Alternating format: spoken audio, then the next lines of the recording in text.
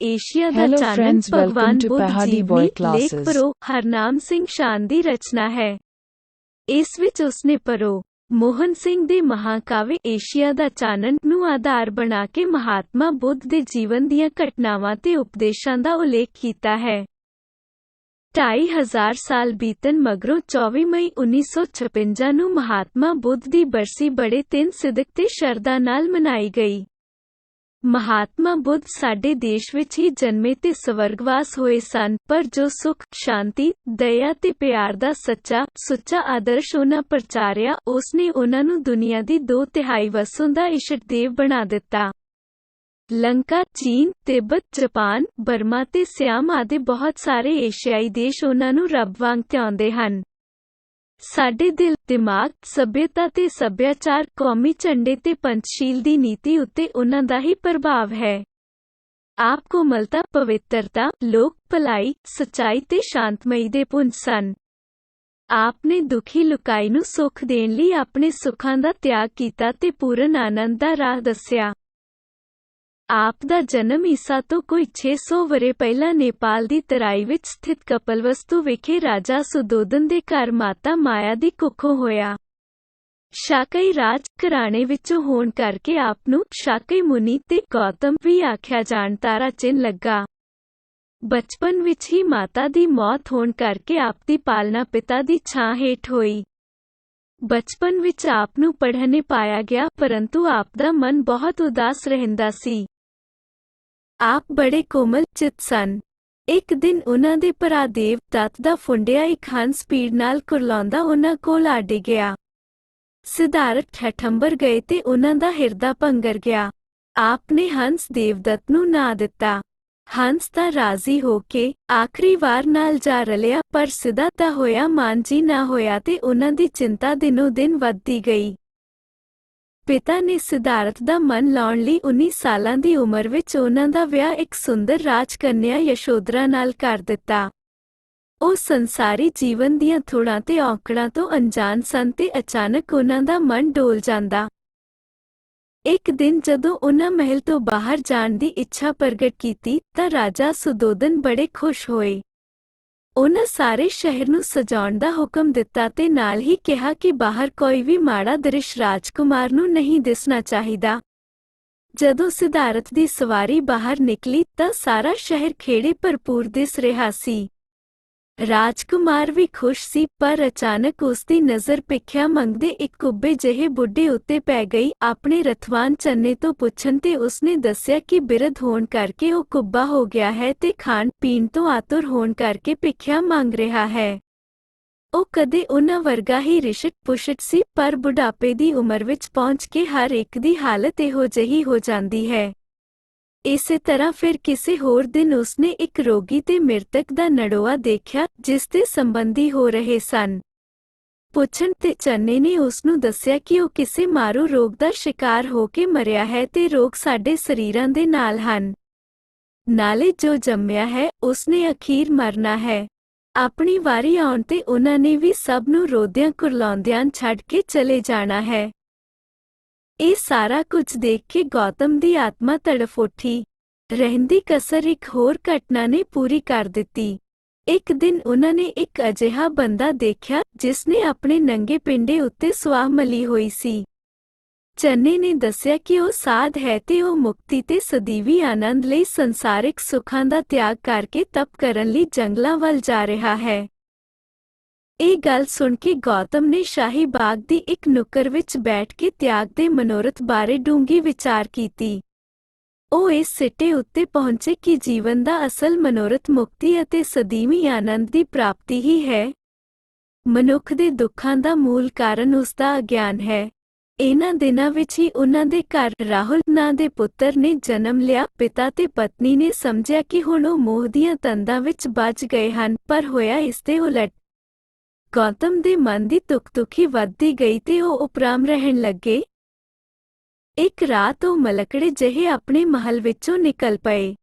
ਰਾਹੁਲ ਦਾ ਖਿਆਲ ਕਰਕੇ ਉਹਨਾਂ ਦਾ ਮਨ ਰਤਾ ਕੁ ਡੋਲਿਆ, ਪਰ ਉਹ ਛੇਤੀ ਹੀ ਦ੍ਰਿੜ ਹੋ ਗਏ। ਸ਼ਾਹੀ ਤਬੇਲੇ ਵਿੱਚ ਆ ਕੇ ਉਹ ਆਪਣੇ ਰਥਵਾਨ ਚੰਨੇ ਨੂੰ ਨਾਲ ਲੈ ਕੇ ਆਪਣੇ ਘੋੜੇ ਕੰਟਕ ਉੱਤੇ ਅਣਪਛਾਤੇ ਰਾਹਾਂ ਵੱਲ ਨਿਕਲ ਪਏ। इस समय आप दी उमर 29 वरे सी। ਆਪਣੇ ਰਾਜ ਦੀ ਸੀਮਾ ਉੱਤੇ ਜਾ ਕੇ ਉਹ ਘੋੜੇ ਉੱਤੋਂ ਉਤਰੇ ਅਤੇ ਆਪਣਾ ਸਾਰਾ ਹਾਰ ਸ਼ਿੰਗਾਰ ਤੇ ਕੜਾ ਚੰਨ ਨੂੰ ਦਿੰਦੇ ਹੋਏ ਬੋਲੇ ਕਿ ਉਹ ਕਪਲਵਸਤੂ ਜਾ ਕੇ ਉਸ ਦੇ ਪਿਤਾ ਤੇ ਪਰਿਵਾਰ ਨੂੰ ਦੱਸ ਦੇਵ ਕਿ ਗੌਤਮ ਸਾਧੂ ਬਣ ਗਿਆ ਹੈ। ਇਸ ਤਰ੍ਹਾਂ ਗੌਤਮ ਉਜਾੜਾਂ ਵਿੱਚ ਅਗਾਂਹ ਤੁਰ ਪਏ ਤੇ ਅਨੇਮਾ ਨਦੀ ਦੇ ਕੰਢੇ ਉੱਤੇ ਪਹੁੰਚ ਕੇ ਆਪਨੇ ਆਪਣਾ ਸ਼ਾਹੀ ਪਹਿਰਾਵਾ ਇੱਕ ਮੰਗਤੇ ਨਾਲ ਵਟਾ ਲਿਆ। ਤੁਰਦੇ ਤੁਰਦੇ ਉਹ ਰਾਜ ਗ੍ਰਹਿ ਨਾਂ ਦੇ ਨਗਰ ਵਿੱਚ ਪੁੱਜੇ। ਇੱਥੋਂ ਦੇ ਰਾਜੇ ਬਿਪਸਾਰ ਨੇ ਉਹਨਾਂ ਨੂੰ ਆਪਣੇ ਰਾਜ ਵਿੱਚ ਟਿਕਣ ਲਈ ਕਿਹਾ, ਪਰ ਆਪ ਨੇ ਨਾ ਕਰ ਦਿੱਤੀ। ਉਹ ਲਾਗਲੇ ਪਰਬਤ ਦੀਆਂ ਗੁਫਾਵਾਂ ਵਿੱਚ ਜਾ ਕੇ ਆਲਾਰ ਤੇ ਉਦਕ ਨਾਂ ਦੇ ਪੰਡਿਤਾਂ ਤੋਂ ਨਿਆਏ ਤੇ ਸਿੱਖ ਸ਼ਾਸਤਰ ਪੜ੍ਹਨ ਲੱਗੇ, ਪਰ ਉਹਨਾਂ ਨੂੰ ਸ਼ਾਂਤੀ ਨਾ ਮਿਲੀ। ਪੜ੍ਹਾਈ ਛੱਡ ਕੇ ਉਹ ਵਿੰਧਿਆਚਲ ਦੇ ਉੱਤਰ ਵੱਲ ਉਰਵਲ ਨਾਂ ਦੇ ਬਨ ਵਿੱਚ ਪੁੱਜੇ। ਉੱਥੇ ਇੱਕ ਦਿਨ ਉਹ ਤਪੱਸਿਆ ਕਰਦੇ ਬੇਸੁਰਤ ਹੋ ਕੇ ਡਿੱਗ ਪਏ। ਇੰਨੇ ਨੂੰ ਦੇਵੀ ਦੀ ਪੂਜਾ ਲਈ ਜਾ ਰਹੇ ਉਪਾਸ਼ਕਾਂ ਦੀ ਟੋਲੀ ਵਿੱਚ ਸ਼ਾਮਿਲ ਇੱਕ ਸੁੰਦਰ ਨਾਰੀ ਦੁਆਰਾ ਦੁਤਾਰੇ ਦੀ ਤਾਲ ਨਾਲ ਗਾਏ ਜਾ ਰਹੇ ਗੀਤ ਨੂੰ ਸੁਣ ਕੇ ਉਹਨਾਂ ਦੀ ਸੁਰਤ ਪਰਤ ਆਈ। ਗੀਤ ਦਾ ਅੰਤਰੀਵ ਭਾਵ ਉਹਨਾਂ ਦੇ ਮਨ ਵਿੱਚ ਪੁੜ ਗਿਆ। ਸੋਚਿਆ ਕਿ ਤੈਨੂੰ ਇਹੋ ਨੰਨੇਵਾ ਖੀਨ ਕਰਨ ਨਾਲ ਗੱਲ ਨਹੀਂ ਬਣਨੀ। ਉਸੇ ਵੇਲੇ ਉਹਨਾਂ ਹੱਠ ਕਰਮ ਨੂੰ ਛੱਡ ਦਿੱਤਾ ਅਤੇ ਪਿੱਪਲ ਦੀਆਂ ਗੋਲਾਂ ਤੋੜ ਕੇ ਖਾਧੀਆਂ ਤੇ ਸਾਵਧਾਨ ਹੋ ਗਏ। ਰਤਾ ਦੂਰ ਬੈਠੇ ਤਪਸਵੀ ਤਪੱਸਿਆ ਵਰਤ ਭੰਗ ਹੁੰਦਾ ਦੇਖ ਕੇ ਘਬਰਾ ਗਏ ਤੇ ਗੌਤਮ ਨੂੰ ਪਤਿਤ ਹੋਇਆ ਸਮਝ ਕੇ ਉਹਨਾਂ ਦਾ ਸਾਥ ਛੱਡ ਗਏ।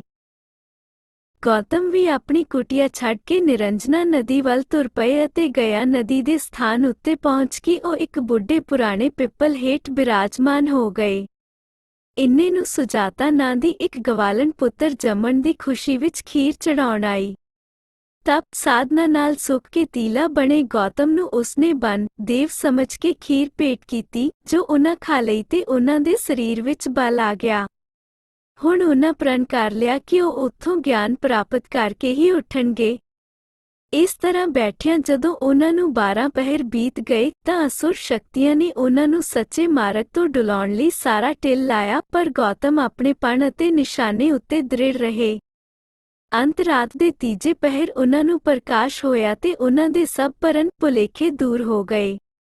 ਨਿਰਵਾਣ ਦੀ ਅਜਿਹੀ ਅਵਸਥਾ ਪ੍ਰਾਪਤ ਹੋ ਗਈ ਜਿਸ ਵਿੱਚ ਜ਼ਿੰਦਗੀ ਦੀ ਲਾਲਸਾ ਨਹੀਂ ਸੀ ਰਹੀ ਅਤੇ ਸ਼ਾਂਤੀ ਤੇ ਆਨੰਦ ਪ੍ਰਾਪਤ ਹੋ ਗਏ ਸਨ। ਇਹ ਅਡੋਲ ਸ਼ਾਂਤਮਈ ਨਿਰਵਾਣ ਦੀ ਅਵਸਥਾ ਸੀ। ਇਸੇ ਦਿਨ ਤੋਂ ਹੀ ਉਹਨਾਂ ਨੂੰ ਗੌਤਮ ਜਾਂ ਸਿਧਾਰਥ ਦੀ ਥਾਂ ਬੁੱਧ ਆਖਿਆ ਜਾਣ ਲੱਗਾ। ਇਸ ਸਮੇਂ ਆਪ 35 ਵਰ੍ਹਿਆਂ ਦੇ ਸਨ।